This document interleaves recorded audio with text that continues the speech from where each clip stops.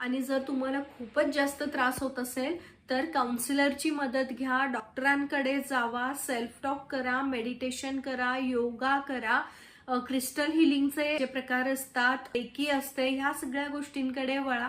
तुमचं आयुष्य खूप सोपं होईल. आपण कोणत्या पद्धतीचा विचार करतो आणि त्यामुळे काय घडतं हे सगळं तुम्हाला जाणवेल जेव्हा तुम्ही बाहेर पडाल ह्या सगळ्यातून. मेडिटेशनकडे वळाल, लॉ ऑफ अट्रॅक्शनकडे वळाल, तेव्हा तुम्हाला जाणवेल की आपले विचार कसे असायला पाहिजेत आणि आपण कोणत्या गोष्टीवरती फोकस करायला पाहिजे. तुमच्या समोर कितीही वाईट घटना घडली, जर तुम्ही क्लिअर असाल तर आपला फक्त फोकस त्या गोलकडे राहतो, कोणत्याही गोष्टीकडे आपला फोकस राहत नाही.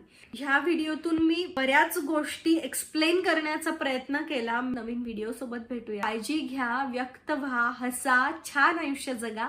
बाय.